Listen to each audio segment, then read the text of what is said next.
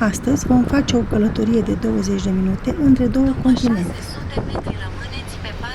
Trecem de la liniștea istorică a Bursei la energia vibrantă a Istanbul, orașul care nu doarme niciodată și care unește două continente. Dacă în Bursa atmosfera era definită de munte și mătase, în Istanbul totul se învârte în jurul Bosforului, al pescărușilor și al istoriei care se simte la fiecare pas.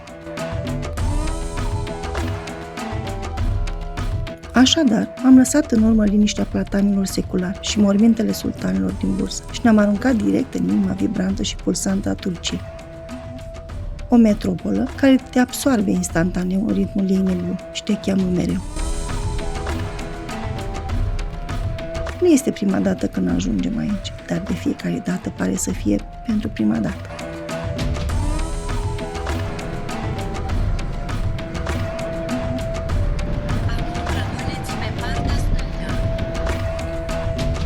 Ne-am cazat în cartierul Karaköy, alegând un apartament tip hotel numit Art Karaköy. A fost baza noastră modernă, un refugiu liniștit, la o aruncătură de băți de freamătul Bosforului.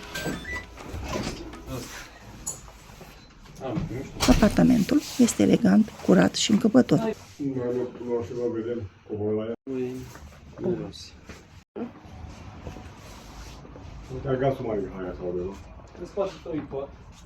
Imediat ce ne-am cazat, dorul de forfot a orașului ne-a purtat pașii spre celebrul pod Galata.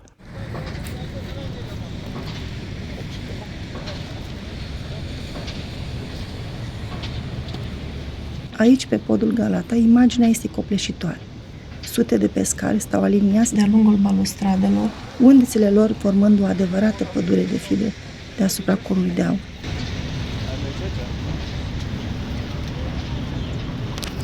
Istanbul este un haos organizat, o simfonie de sunete, culori și istorie. De la tăcerea dealului Tophane din Bursa, iată-ne la energia vibrantă de pe podul Galata.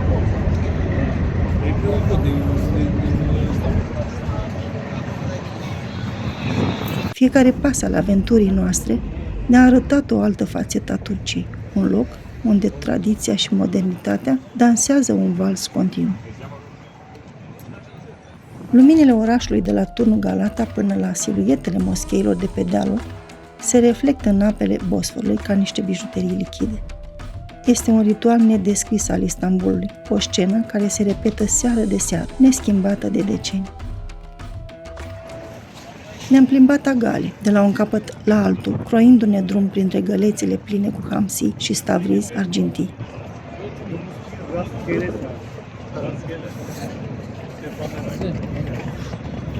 Bakayım. Ah, he. Oltayı ver ana fotoğraf çeksin. Ce este? Mașallah. 1, 2, 3, 4, 5, 6, 7 peștișori tătăi. 7 peștișori tătăion pe undiță.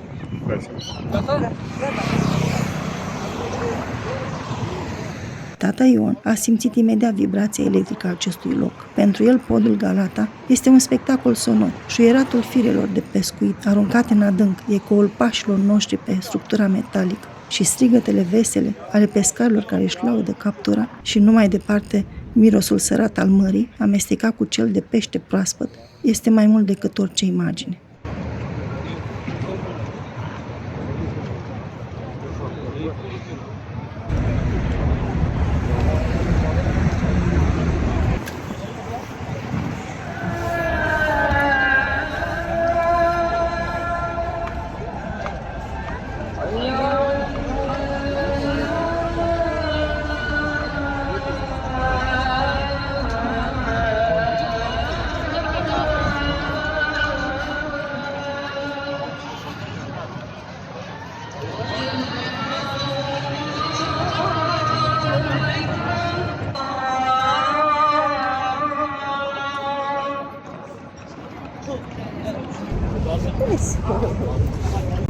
Aici, pe pod, am simțit pulsul adevărat al Istanbulului.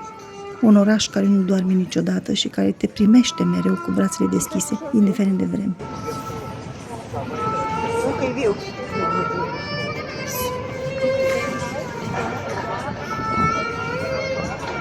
E viu. E viu.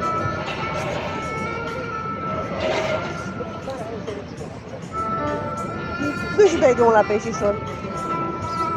La fără pe. Ce pesul? Ia pesul și pap.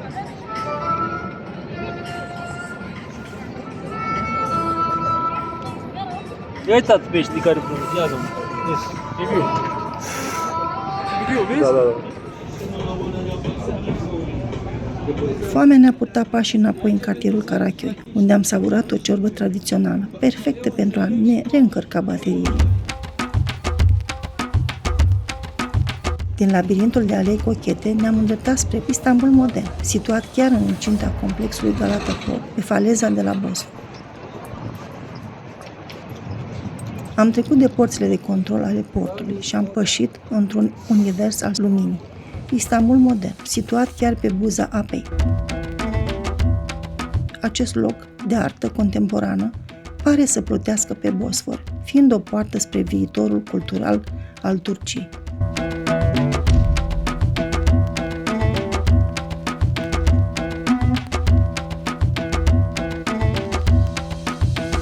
Promenada Galata Port nu este doar o faleză, ci un podium spectaculos unde Istanbul își etalează întreaga splendoare. Este locul unde se poate simți cel mai bine îmbrățișarea celor două continente.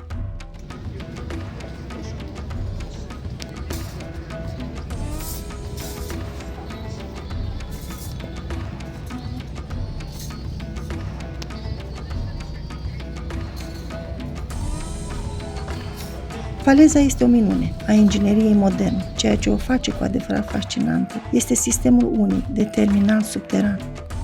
Aici, când un vapor mare de croazieră acostează, se activează un mecanism spectaculos. Trape hidraulice uriașe se ridică direct din pavaj, creând un zid temporar de securitate și o pasarelă de acces. Este un cadru tehnic fascinant. Aceste trepte permit îmbarcarea navelor de croazieră și debarcarea miilor de turiști fără a bloca accesul trecătorilor de la malul mării.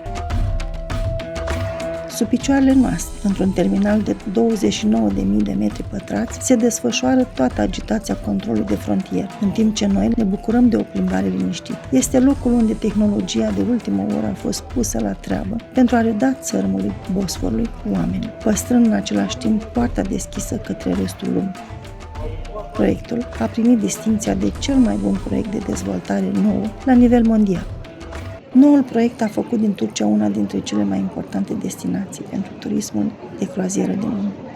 Aici, printre lucrările de artă impresionante, am dat peste o colecție ciudată și fascinantă totodată. Ia uite ce are pe amic. Oraș. Din fac eu sunt oraș, da. Hai, bă. Moschei. Moschei. O mulțime de machete de văguțe, fiecare colorată diferit sau îmbrăcată în haine extravagante. Nu știam exact ce semnifică. Era o explozie de creativitate care ne-a amuzat și ne-a surprins. Nu știam exact ce semnifică, dar era o explozie de creativitate care ne-a amuzat și ne-a surprins.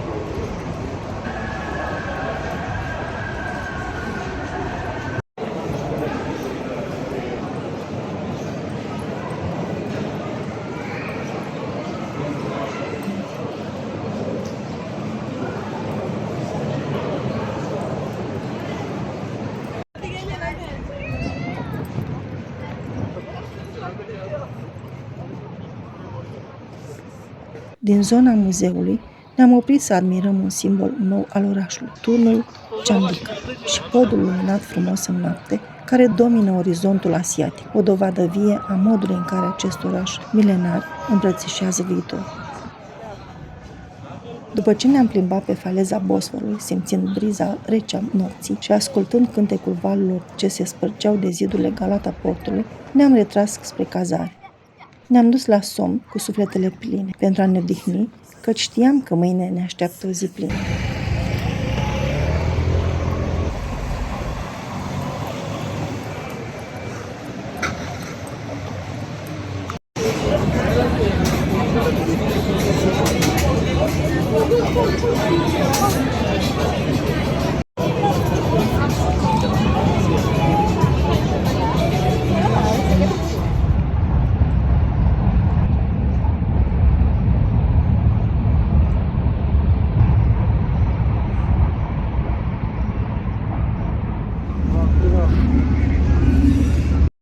Foarte pot? Ioc.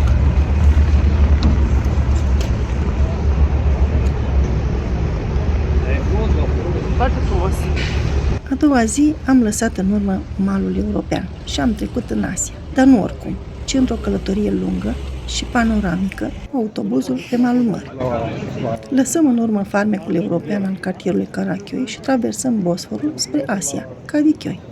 Pentru noi, feribotul nu este doar un mijloc de transport, ci un ritual. Vântul rece de ianuarie, pescărușii care ne însoțesc și ceaiul fierbinte servit la bord. Așadar, părăsim Europa, de la terminalul din Karaköy și pășim pe puntea feribotului spre Asia, Kadıköy.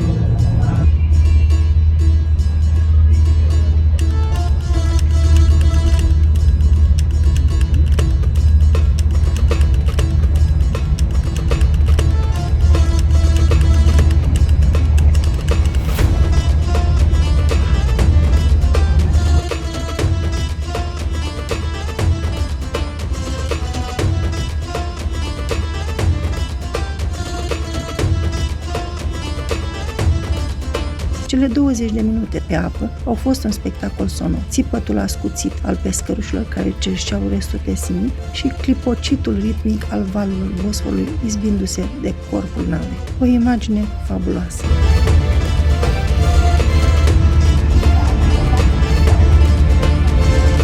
Eu am ales să stau afară, pe punte, pentru a simți libertatea mării.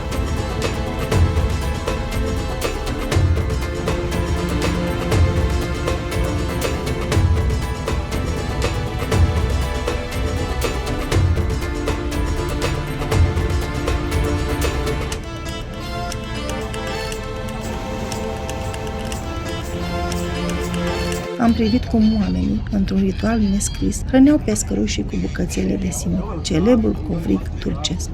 Este fascinant să observi cum aceste păsări sunt învățate să urmărească feribotul cu o precizie incredibilă. Zboară la înălțimea brațului, așteptând ca cineva să arunce o firimitură pe care o prind spectaculos direct din aer.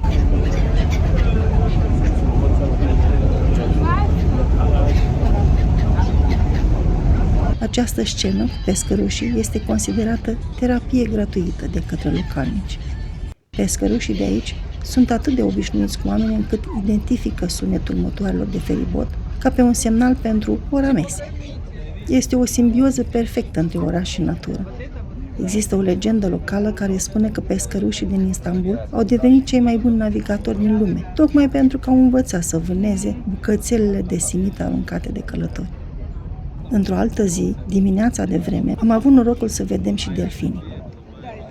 Din câte știm, aceștia sunt foarte activi la primele ore ale zilei, profitând de liniștea relativă a apelor, înainte ca traficul naval intens să pună stăpânire pe strâmtoare. În Bosfor trăiesc 3 specii de delfini, cel mai des fiind întâlnit delfinul comun. Grupul de observare a delfinilor din Istanbul confirmă că aceștia preferă orele matinale, când vapoarele mari sunt mai puține. Traversarea cu feribotul, faimosul vapur, între Karaköy și Kadıköy este mult mai mult decât un transport public. Este cel mai frumos ritual al Istanbulului. Bosforul are 30 de kilometri de magie între 2 continente. Pe sub această apă pe care plutim acum trece tunelul tubular feroviar Marmaray, care unește continentele pe sub mare la o adâncime de peste 60 de metri și totodată tunelul tubular Eurasia, la o adâncime de 106 metri sub nivelul mării. Tunelul feroviar Marmaray este un fel de submarin care leagă liniile de metrou și tren suburban din Europa și Asia. Inaugurat pe 29 octombrie 2013, este considerat cel mai adânc tunel imersat din lume, construit din elemente prefabricate, scufundat, atingând o adâncime de peste 60 de metri sub nivelul mării în strâmtoarea Bosfor. Capacitatea acestuia permite transportul a peste 1 milion de pasageri zilnic, fiind o alternativă rapidă la feriboturi și poduri. Tunelul Marmaray este o adevărată minune a ingineriei moderne și unul dintre cele mai ambițioase proiecte din istoria Istanbul, fiind visul de peste 150 de ani al sultanului Abdülmecid I, care a devenit realitate abia în 2013. O structură de fer și beton. Secțiunea de sub Bosfor are o lungime de 1,4 km și este formată din 11 secțiuni gigantice, unele cântărind 18.000 de tone, care au fost coborâte cu precizie milimetrică pe fundul strâmtorii. Tunelul submarin a fost proiectat să reziste la cutremure de peste 9 grade pe scara Richter, fiind una dintre cele mai sigure construcții de acest tip din lume. Deține recordul mondial pentru cel mai adânc tunel feroviar construit prin metoda tuburilor imersate. În timpul săpăturilor, inginerii au descoperit un adevărat tezaur arheologic, obiecte vechi de 8.000 de ani, care a întârziat finalizarea proiectului ani de zile. Au găsit aici peste 30 de nave bizantine și mii de artefacte care au rescris istoria Istanbulului. Traversarea între Europa și Asia durează doar 4 minute. Deși deasupra vapoarele despică valurile, în interiorul tunelului domnește o tăcere tehnică, întreruptă doar de anunțurile stațiilor. Tunelul Eurasia este un tunel forat, nu imersat. Este rutier subacvatic pentru autovehiculele ușoare, autoturisme și microbuze, deschis în decembrie 2016, ce conectează Europa de Asia și are o lungime totală de 14,6 km, din care 5,4 km reprezintă tunelul propriu-zis de sub fundul mării, construit pe 2 niveluri. Acesta traversează Bosforul sub fundul mării la o adâncime maximă de 106 metri sub nivelul mării. Timpul de călătorie între cele două continente, de la aproximativ 100 de minute, acum este de doar 15 minute. Dar Turcia nu se oprește din construcțiile gigantice, așa că pregătește un alt proiect. Un tunel uriaș se construiește aici. Marele Tunel Istanbul este un proiect major care va transporta aproximativ 1,3 milioane de pasageri pe zi între părțile europene și asiatice ale orașului și va fi la 110 metri sub nivelul mării. Noul tunel va avea un diametru de 18,8 metri și va avea șosele și cale ferată. Marele Tunel Istanbul va avea 3 etaje, 2 pentru mașini și al 3-lea pentru trenuri, cu autostradă a câte 2 benzi pe fiecare parte și, bineînțeles, metro. Tunelul va conecta autostrăzile dintre cele 3 aeroporturi din Istanbul. Tunelul va fi din tuburi submersibile, masive, din beton și oțel, așezate pe fundul mării. Dar să continuăm povestea noastră.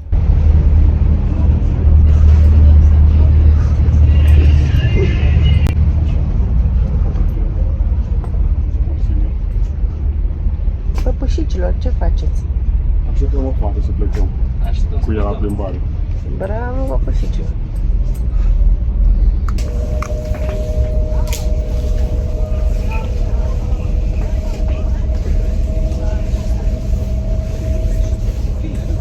Am debarcat la Kadıköy, partea de intrare în Asia. Aici agitația s-a schimbat. Nu mai este zgomotul turistic de la Galata, ci murmurul viu al localnicilor și a vânzătorilor de simit. Odată ajunși aici, am căutat faimosul autobuz 16D. Această linie este o legendă locală, un autobuz supraetajat care șerpuiește de-a lungul coastei asiatice. Linia 16D este considerată una dintre cele mai frumoase rute de autobuz din lume, deoarece parcurge peste 15 km de-a lungul Mării Marmara. Am pornit din Kadıköy, un nod de transport uriaș unde mirosul de baluc ekmek, adică sandwich cu pește, și strigătele pescărușilor se amestecau cu forfota portului. Povestea liniei 16D începe odată cu sunetul cardului Istanbul, care confirmă urcarea noastră în acesta. Ne-am grăbit să ocupăm primele locuri de la etaj pentru a avea cea mai bună perspectivă asupra orașului. Autobuzul 16D este faimos pentru că parcurge celebrul bulevard Bagdad, una dintre cele mai elegante străzi din lume. Autobuzul a pornit, iar pentru tata Ion, călătoria a început nu cu imagini, pentru că imaginile nu mai ajung de mult la ochii lui, ci cu ritmul drumului. I-am descris lui tata Ion fiecare cotitură a drumului, în timp ce el simțea balansul autobuzului și auzea zumzetul metropolei asiatice de jos. În anii trecuți, am pășit pragul marilor simboluri ale Istanbulului. Am admirat albastrul sacru al moschei albastre, opulența de la palatul Dolman Blașe, misterul din cisterna lui Teodosius și am ascultat ecoul istoriei sub cupolile de la Hagia Sofia sau palatul Topkapi. Am rătăcit prin labirintul Marelui Bazar, crezând că am înțeles orașul. Dar cum am putea crede asta? Am auzit oameni spunând, am vizitat Istanbulul 4 zile, gata, nu mai am ce vedea. Nu este deloc așa. Istanbul este precum legenda populară 1001 nopți. Îl descoperi cu adevărat abia atunci când crezi că ai văzut totul. Dar să vorbim de obiectivele turistice. Moschea albastră sau Sultan Ahmed, unde am simțit sub tălpi covoarele moi și am privit cele peste 20.000 de plăci de faianță albastră de iznic, care dau numele acestui loc. Este spațiul unde lumina se filtrează prin 260 de ferestre, creând o liniște care te copleșește, indiferent de cât de aglomerat este afară. Palatul Dolman Blașe. Aici am văzut unde Orientul întâlnește Occidentul, în cea mai opulentă forma sa, de la candelabrul de cristal de Boemia, cel mai mare din lume, până la grădinile care se oglindesc în Bosfor. Palatul ne-a arătat strălucirea ultimelor zile ale Imperiului.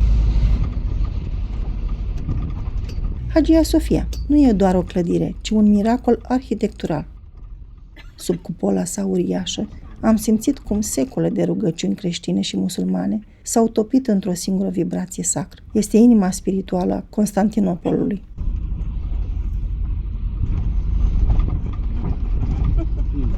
Cisterna lui Teodosius ne-a oferit o experiență mistică. Coloanele de marmură luminate spectaculos, reflectate în apa liniștită de sub pământ, ne-au purtat într-o lume subterană de o frumusețe ireală.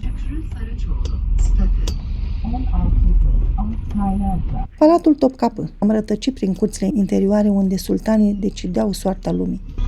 Aici, în sala dedicată armelor, se află spada lui Ștefan cel Mare. Această spadă aurită a ajuns în posesia otomanilor, existând teorii care sugerează că a fost fie un dar, fie un trofeu de război.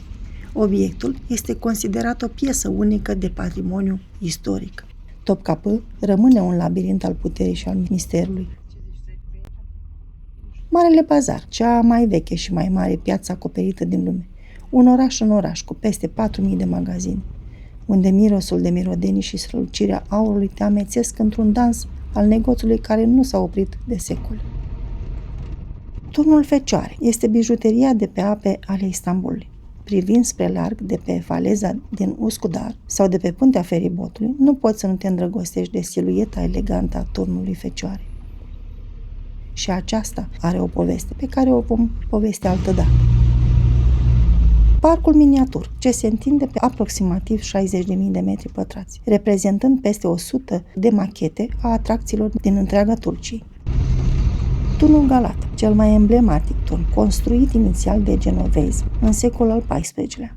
Galata Culesi contrastează fascinant cu agitația modernă a orașului, dar adevărata magie începe când ajungi sus, pe terasa panoramică. De acolo vezi Istanbulul așa cum nu l-ai mai văzut niciodată, într-o priveliște de 360 de grade.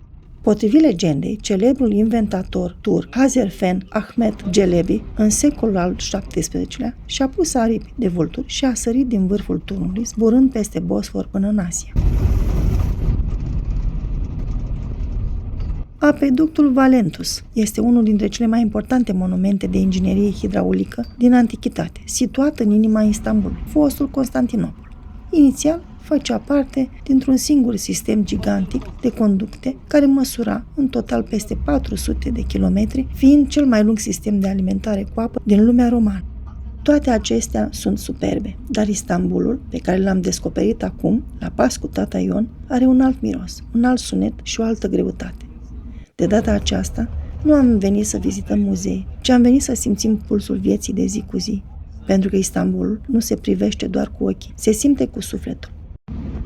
Dincolo de zidurile celebre, orașul trăiește în vibrația cartierelor mai puțin explorate, în briza Bosforului simțită pe un feribot anonim spre Kadıköy sau în liniștea unei bănci din cel mai mare parc cu lalele.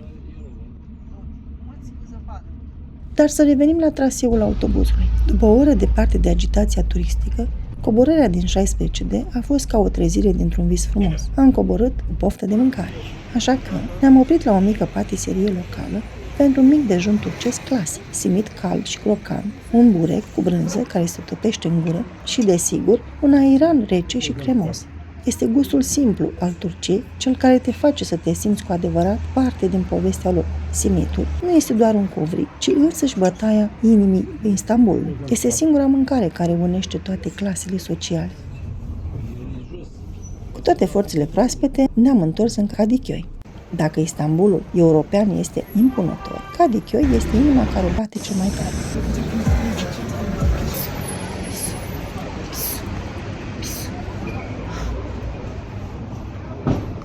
Buyurun, elbire seviyorum.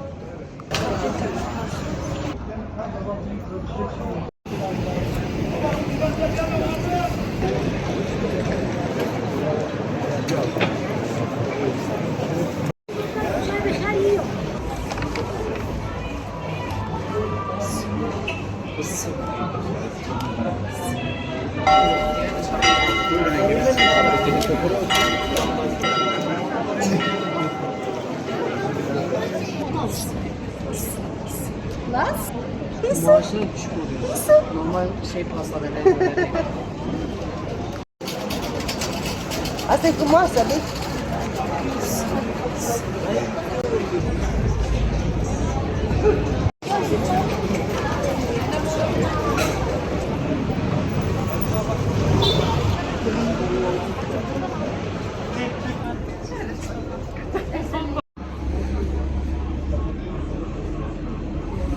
Am făcut un popas pentru degustarea unui salep.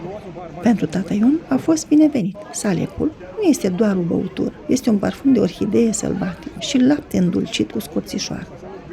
L-am privit pe tata Ion cum a dus paharul la buze cu grijă. La prima înghițitură, chipul i s-a luminat. Textura aceea cremoasă, catifelată și groasă, care îți îmbracă simțurile, l-a făcut să zâmbească instantaneu. Pentru tata Ion, salepul nu a fost doar un desert băut la colț de stradă, a fost gustul iernii otomane, o licoare care i-a povestit despre ospitalitate și tradiție mai bine decât orice ghid turist. Am luat și noi câte un salep, tocmai pentru că i-am văzut privirea lui tata Ion, care arăta că gustul acestuia este cel mai bun gust din lume. Cele mai frumoase amintiri de călătorie nu sunt cele pe care le fotografiezi, ci cele pe care le guști, le miroși și le simți cu tot sufletul. După această plimbare în partea asiatică a Istanbulului, ne-am întors cu feribotul la Karaköy.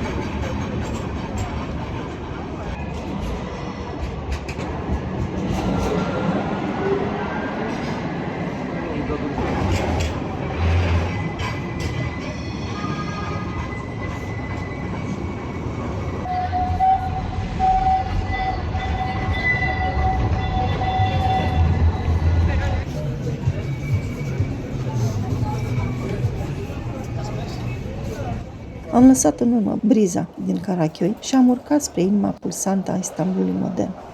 Ca să economisim energia pentru ce avea să urmeze, am ales o scurtă călătorie în timp cu funicularul Tunel.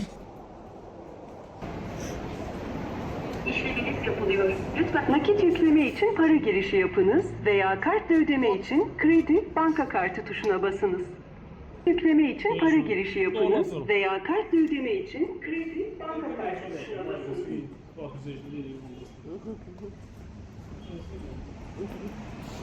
Funicularul istoric este a doua cea mai veche linie de metrou subteran din lume, după cea din Londra, deschisă în 1875. Conectează cartierele Karaköy și Beyoğlu, în apropiere de piața Taksim. Funicularul subteran funcționează ca mijloc de transport în comun public.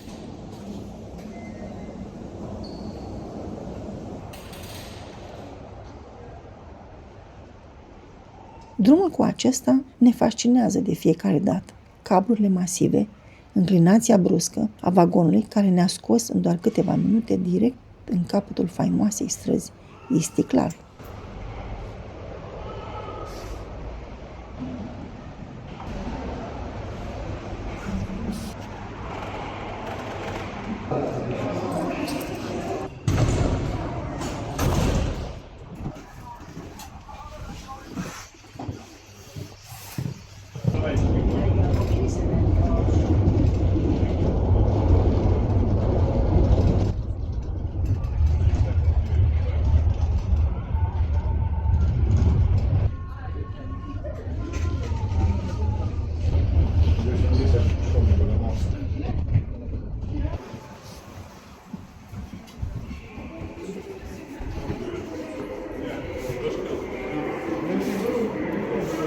Când am ieșit la suprafață, am fost loviți de un zid de energie.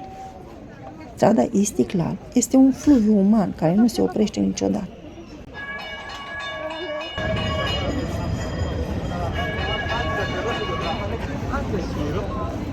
Dar în mijlocul acestui haos organizat, am auzit sunetul inconfundabil. Este tramvaiul roșu nostalgic, care sfidează cu eleganță aparte forfotat mulțimi. M-am oprit un moment să prind scena, fotografiind misteriosul trenuleț de un roșu aprins, care taie marea de oameni ca o barieră a timpului. Taksim este o experiență atât vizuală, sonoră și tactilă. Aici, pe Istiklal, timpul se dilată. Istiklal nu este doar o stradă, este dovada vie că Istanbulul are o energie inepuizabilă. Aici noi avem locuri favorite de unde luăm gichiofte durum, rahatul cu diverse arome și cumpirul, cartoful umplut.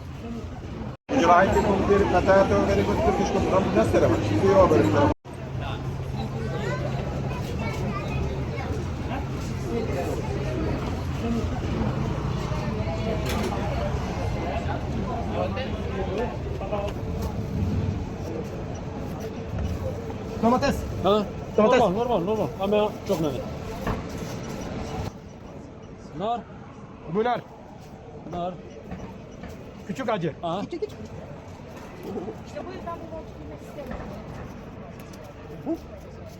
Okey.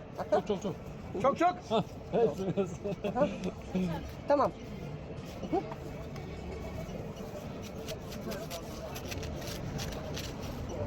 Okey. Tamam. Tamam. Güzel.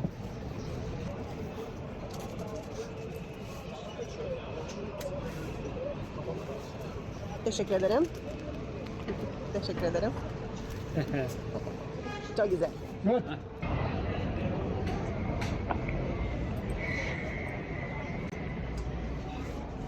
A fost o plimbare lungă, savurând fiecare sunet al acestui oraș. În drum spre hotel, deodată, apare silueta impunătoare a turnului Galata. Acest gigant de piatră a fost pe rând turn de veche, închisoare și punct de plecare pentru primul om care a zburat peste Bosfor. Am atins zidurile reci, de peste 3 metri grosime, încercând să descifrăm istoria prin deget. În acest loc al Istanbulului te simți mai aproape de cer, dar și mai legat de pământ care a văzut trecând imperii. Galata nu este doar un monument, ci inima care bate cu putere în cartierul artiștilor, oferind o vedere panoramică de 360 de grade asupra conului de aur și a Bosforului. Prima variantă a turnului a fost construită de bizantini în jurul anului 507 înainte de Hristos. Structura actuală din piatră a fost ridicată de coloniile genoveze în anul 1348 în numele de Turnul lui Hristos. Turnul are o înălțime de aproximativ 67 de metri și ziduri groase de circa 3,75 metri la bază. Din 2013, turnul este inclus pe lista Patrimoniului Mondial UNESCO. În prezent, turnul funcționează ca un muzeu modern, unde vizitatorii urcă cu liftul și coboară pe jos prin diverse expoziții istorice amenajate la fiecare etaj. Piața Taksim este kilometru zero al energiei din Istanbul. Ne-am croit drum prin mulțimea multilingvă, simțind pulsul unui oraș care nu obosește niciodată. Apoi ne-am retras ușor către hotel. Mâine pornim către Șorlu, lăsând în urmă acest univers fascinant.